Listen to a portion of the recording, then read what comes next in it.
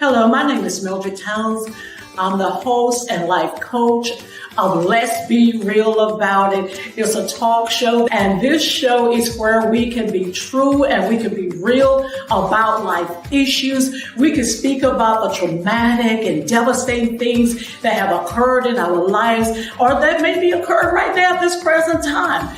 We will talk with people from all races, all cultures, all religions, all nationalities, because hurt, pain, devastation, and traumatic experience has the ability to affect us all. It doesn't care. It crosses boundaries. It has no respect to person.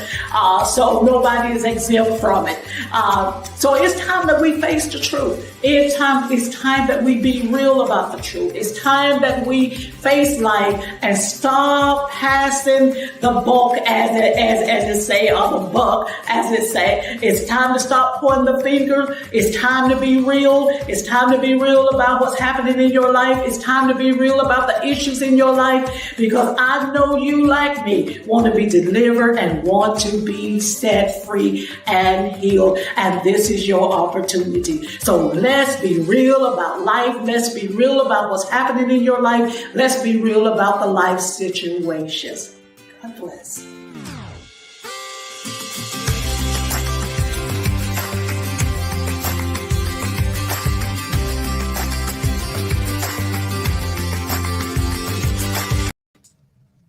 Hello and welcome to Let's Be Real About It, where we are real about real life issues. I'm your host, Mildred Towns. Our disclaimer is that this is a no holds barred zone. Therefore, some of the contents of the show may be offensive to some, but that is not the intent of the show. I just want to talk briefly about my book, introduce you to my book, Truth, My Closet Secrets Revealed. It's my autobiography of my life, the crazy things that I did when I didn't know no better, and some things I did when I knew better than to do them. But I just want to spare you the hurt, the pain, the devastation, so you don't have to go through it. So please order my book and hear me. A brochure is Cry from the Womb. For anybody who's childbearing age, who's making a decision right now to abort their child, before you do that, make that decision, please get this brochure and read this brochure. I guarantee you that it will help you make the decision to keep your child. Send me an email to iHeartMinistries at gmail.com, and I'll let you know how to order and to get the brochure. I want to thank the sponsors of the show, Zion City of Deliverance and J&K Style Grill. What up, y'all? So what's up on stage? We here at J&K Style and Grill with my main man. J&K Style Grill, home of the original waffle burger, stuffed wings, and Philly steak egg roll. The food was amazing, man. I'm talking about collard green stuffed chicken, mac and cheese stuffed chicken, waffle burger with the special sauce. Come on, man. What are you doing if you ain't eating here? You're wasting your life. Pull up. J&K Style Grill, you can copy the style, but never the spec. We got it. We got it. I just wanted to invite you, whenever you're in the Virginia Beach area, those of you that live in the Virginia Beach area, to go by and support J&K Style Grill. That's my big boy, my baby, J&K Style Grill. So go by and support him. They're doing great things over there. Kiana, my granddaughter, just won Black Entertainment Entrepreneur of the Year, being 15 years old and having a business. So, kudos out to her and the job that she's doing over there, the training that her mom and dad giving unto her, just pushing her in that place. So I'm so proud of her and proud to be her grandmother. So y'all go ahead and support J&K Style Grill. Well, we're back for part 2. And our topic tonight, on the other side of through, and God's mercy have kept me. And I just want to bring on my special guest for tonight, retired Air Force Major, Mr. Willie Brown. Mr. Brown, thank you so much for being a part of the show, for coming out and being a part of the show. Mildred, thank you again. I enjoyed my first visit. It was very enlightening. I appreciate that. And very proud of your granddaughter. And, people look at people like you and I, and they can't believe that we have grandchildren, Yeah, I think I have 27 now, so yeah. Wow, look, I got 6 great grandkids, so I'm close behind you there. So I got 6 grandkids and 6 great grandkids. Wow. Wow. Yes, so I'm a great Awesome. grandmama. And proud, and proud. You are. So, Mr. Brown, go ahead and introduce yourself to us. My name is Willie Brown, actually WC Brown, because I always tell people that Willie Clarence is just as country as the bowl of chitlins. So for entertainment purposes, it's always been WC. I am a husband, elder in the church. I currently am the senior account executive at the Chesapeake Portsmouth Broadcasting Company, WTJZ Radio, WPMH Radio. I own the Big Mind Network on Amazon and Roku TV, which I'm really, really excited about. I have a nonprofit called Big Mind Dreamers, which we mentor young people and young adults who want to get into areas of music, media, film, TV, production, recording, as a way of fighting low self-esteem, depression, suicide, and that kind of thing. I'm retired military, served 24 years, 17 hours, 9 months, and 3 minutes, I think. I'm a retired officer. I'm very proud of that.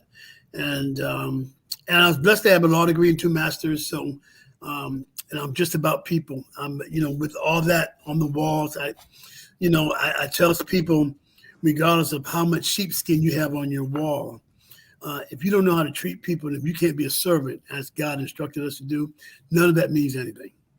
Mm-hmm. All the titles and stuff doesn't mean anything if I can't minister to people. So correct. So now you're on the other side of through. God has brought you through so much on the other side, like in part 1, God brought you through so many things. So now you're on the other side of through. So within the last 2 months, you decided to get help for the PTSD because certain things, would trigger that past experience. So talk about that. Well, one thing that men have a problem doing, and that is admitting when they need help, admitting that they have some issues, and a person, of who I am, when you look at my resume, I look at that resume and I'm like, I don't want people to know that I have frailties, that I have some ups and some downs, that I don't dot every I and cross every T, because I feel like if people knew that, that would kind of bring them down, because they'd be like, I'm looking to this person to mentor me, and he's going through that, then there ain't no hope for me, Mm-hmm. But in order for people to be effective, you got to let your hair down. You have to be vulnerable. You have to be transparent. And when my PTSD, I'm telling you how bad PTSD is.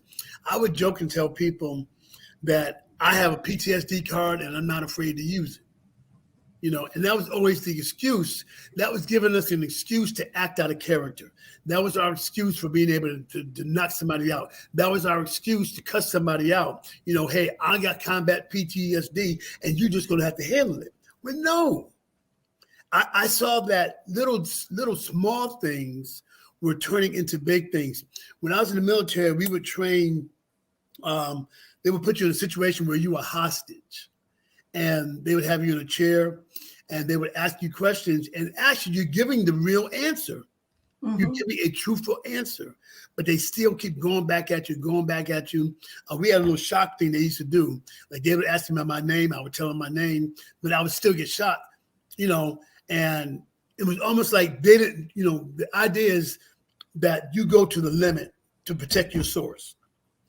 Well, I found out in my civilian life that it got on my nerves when people would question me after I said the truth. Something as simple as if Mildred, if you had said, Mr. Brown, are you going to be on our show tonight? And then I say yes, and you go, really? Just that really would be a trigger, because it takes me back to that.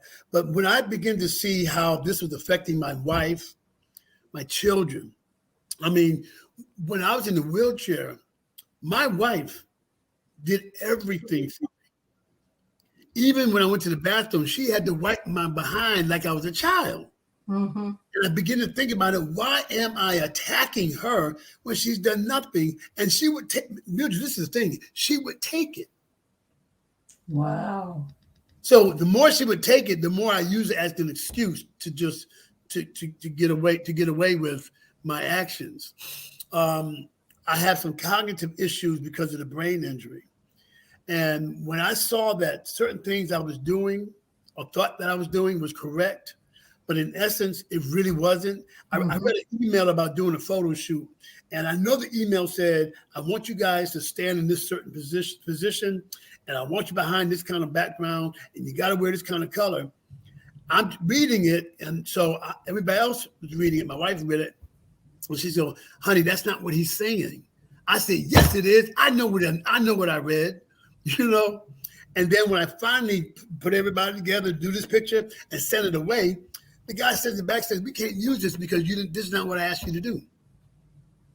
And I had to be back to my wife and say, baby, oh my God, I'm so sorry.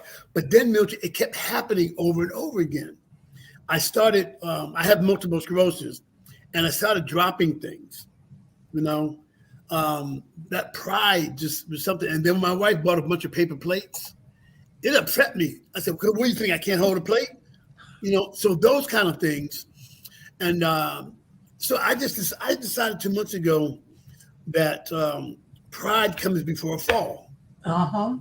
And that we in ministry have just as many issues as people who are lay people. People who are lay people. The enemy attacks us at all levels, you know? And I said, something has got to stop. Mm-hmm. We're losing money behind my dumb mistakes. We're losing valuable time because of that. And that frustration would just trickle over to my wife. I mean, I forget things so much. I'll go at the house and get in the car and drive. I say, oh, no, I forgot such and such. Come back in the house and get it and leave and forget I forgot something else. One day I made 4 trips back to the house for little things that I forgot. So I didn't tell my wife I was going to do this, but I called the mental health at the VA, and I said I have some issues that I'd like to be addressed, and if you're able to do it incognito, what have you. And they begin to tell me that you really need to open up, and we have these resources for you. We even had spiritual counseling, and I'm like, well, I'm already in the spirit. Well, then apparently not if I'm having these issues, And they told me the classes that they would have, and I'll be honest with you, it's not easy. I have not arrived. I'm still going through, and that's when the enemy really tempts me.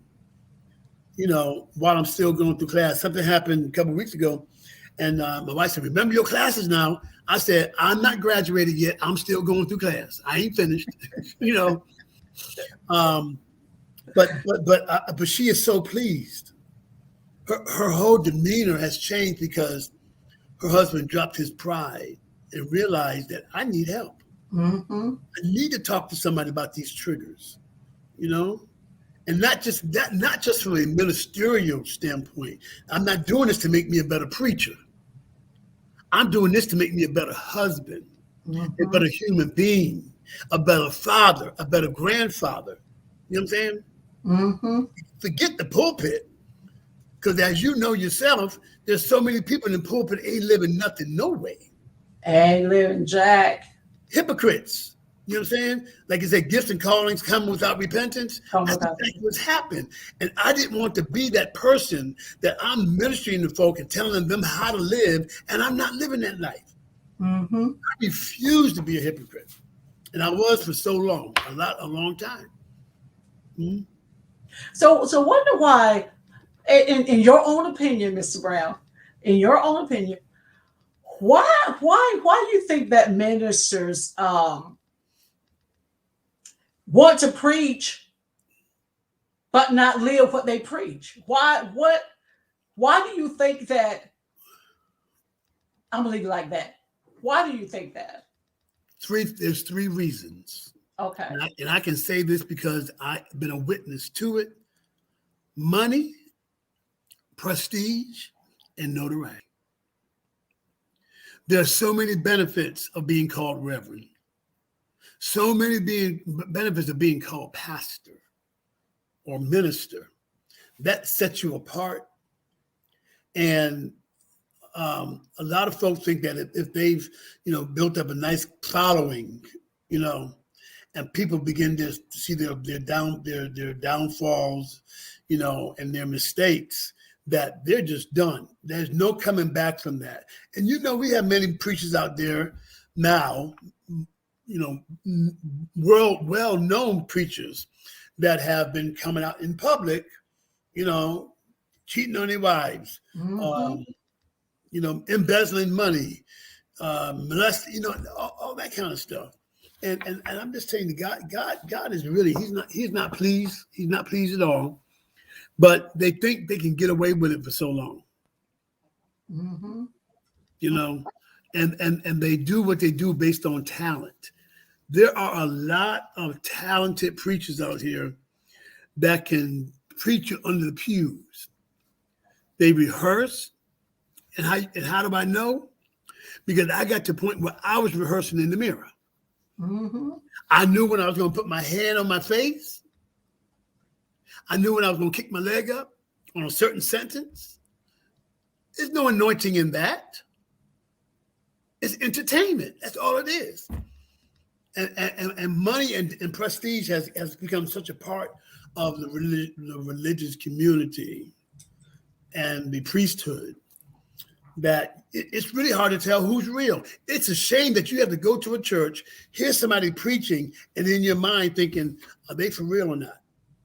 So true. So you've missed the message. That message could have been for you. That message could have saved your life. That message could have taken you out of whatever situation you're in.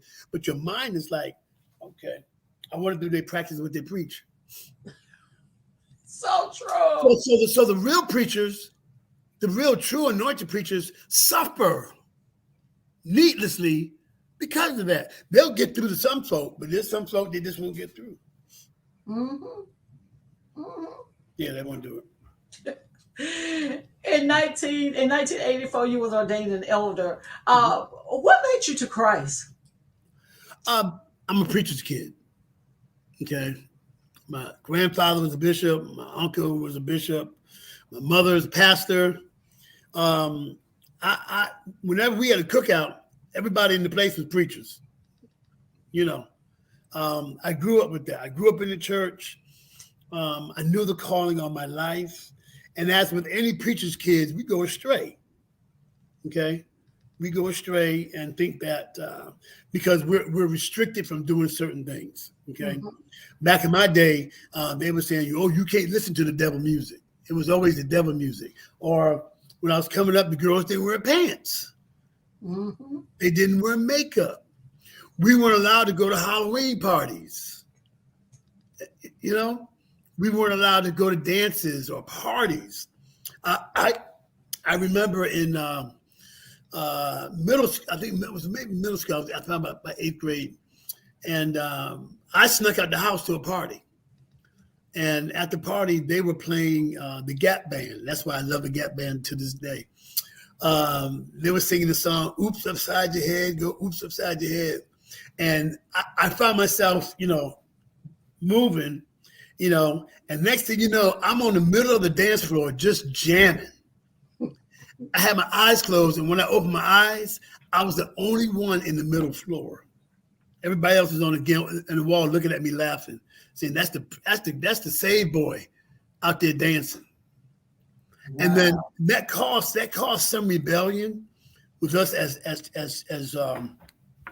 religious, we call them religious brats, And but I always knew that there was a calling on my life. And I came to the point where I didn't want to do it because my mother was a pastor or my grandfather or uncles or aunts or whatever. I needed to find my own soul salvation. Okay. And some traumatic things happened to bring me to that. I almost died from meningitis when I believe I was 16. And that experience there just changed my life. And from there, it's like I said, for God I'll live, for God I'll die. And I was still able to enjoy being saved and enjoying the Lord and still enjoy life. Because the older I got, things in church begin to change. The first time I saw my mama in pants, I said, "Oh, honey, you need to be saved. You got pants on, Mom." No, you didn't. Oh my God. But that's how the church has evolved. And we got to keep, we got to be able to keep bringing folk in. I told somebody asked me, that says, well, my wife and I, we don't listen to the devil music. I said, well, I'll tell you, for me, my brother, when my wife and I are trying to be intimate, I'm not trying to hear, "Oh, Mary, don't you weep," because Pharaoh's army got drowned. I want to hear Reverend Dr. Luther Vandross, just one night. know that's right. Deacon Teddy Pendergrass. I know that's right. Yeah, so we got to open up, but that's what brought me to look, because it's almost like you can't get away, and I do know many church kids, preachers' children that have left the church and have not gone back because they've had such bad examples. Mm-hmm. Yeah. True. So you worked for BET on Sunday's Best with Kirk Franklin. So what was that like? Just briefly tell us that, because I want to find out too what it was like working with President Jimmy Carter. Jimmy Carter was the nicest guy, and he still is. I got an opportunity to be part of the entourage, and I got an opportunity to hold. He has a trench coat, brown trench coat, or a beige, and inside the trench coat was mints and packets of peanuts, and I would go in his pocket and get those mints and those peanuts. So you're stealing from the president? Put it this way: I was borrowing, and if an opportunity presented itself, I would put it back in there. But he had that smile, and he says, "Really, you've been in my pocket, haven't you?" And I just look, Sunday's Best was crazy. I've been cussed out by some of the best church people on the planet. Because if you look out there in the crowd, you get everybody is singing. It's the most aggravating thing you want to hear. Nobody's singing together. When maybe you get a group over here and they put together a little choir in the parking lot, then you got some others. And then when we go choose certain people to go through in the pre-show, you got other folks that, "Well, what about me? So. And I'm like, oh my God, you talk like that?" But I found out not everybody was churchy that was trying out for the show. But I am so grateful for my experiences, especially meeting. I have a picture now with I was an assistant to Ted Kennedy when I was working on Capitol Hill, and I have a picture where I'm standing next to him, and there's a man in front of us, and I've got this expression and that expression was, I'm telling this guy, "Please stop talking. The senator needs to leave." Mm-hmm. But that was just wonderful, and and being in radio has afforded me many opportunities. I really appreciate that. I recently just came back from Minnesota, and I got a chance to stand where George Floyd was assassinated. That's why I will say that. Uh-huh. And that was so surreal. I went inside the store, that's still the Cup store, which is where he went in the store, and got some things and came out. And I went in there, and the people were really, really nice, and just to see all the different groups of people that were, coming and signing. And it wasn't about race. It was just people coming there to honor them. Right down the street, they have a makeshift cemetery, and in the cemetery, they have these white headstones. And on each headstone, it has the names of all people who were, killed by police or whoever else. And in the background, made in stone, it says, "Say their names." And I just look at it. I thank God for these experiences. Mm-hmm. I can pass that on to my kids, grandkids, let them see those things, because these are things that people need to experience. You need to go to Minnesota and experience that. That was it's real surreal. I would love to go see that. I would love to go see that. Now, you worked with Jesse Jackson Jr. as well, so talk about that. Jesse was just like his. I want to say he's just like his dad, but he's really autonomous. Other than the name. Great statesman, wonderful orator. He spoke very well. He was very knowledgeable, and a lot of people think that when you get positions based on, what your lineage is, he made a name for himself, So I wouldn't say my whole Capitol Hill experience was bad. Like I said, I got a chance to know a lot about legislation, how politics works. And I just wish people would be diligent in studying how this country needs to work. See, everybody thinks that the presidential election is supposed to be the greatest thing. But Tip O'Neill, the former Speaker of the House, said all politics is local. That means it starts at the local, your delegates, your city council, because they have more to do with what's going on, in our life. And what I learned on Capitol Hill is that if a street needs to be fixed, if a street light needs to be fixed, there is not a Democratic or Republican or independent way to do that. Just do it, But I tell you what, it's time for the church to rise up. Stop sitting back and asking God to do everything that we should be doing for ourselves. You broke. All you're going to do is pick him aside and how about now, that's going to get you some money. But it's not. It's not. We live in this world and we have to function as people who have to live, because right now, religion is not respected. True. Used to be back in the day, if a preacher was walking down the street and a drunk saw a preacher, the drunk would walk across the street for respect. Now the drunk walks past and goes, "Yo, you want some of this?" Mm-hmm.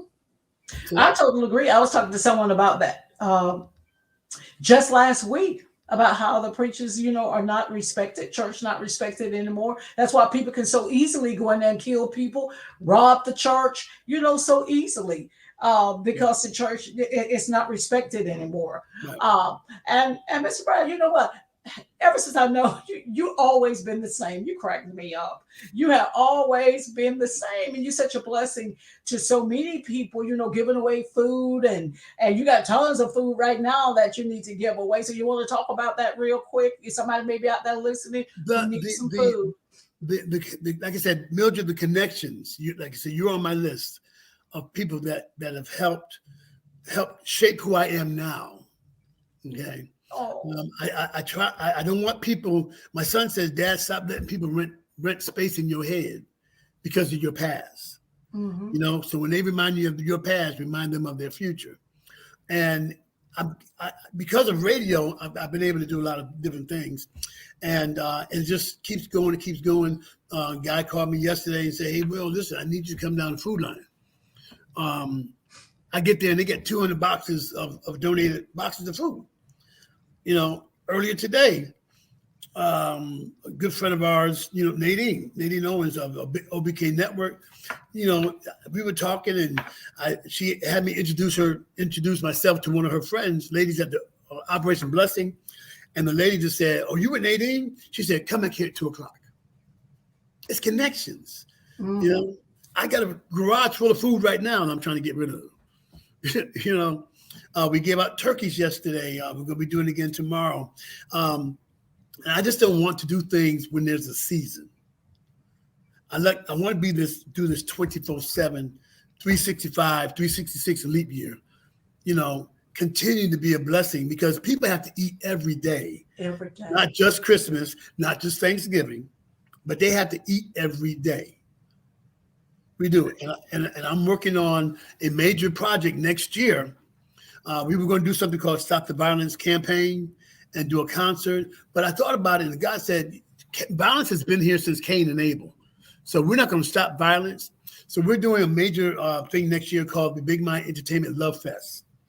And we're going to be doing a series of small events leading up to the big day where we're going to bring the whole community. One mind, one vision, multiple solutions. Okay.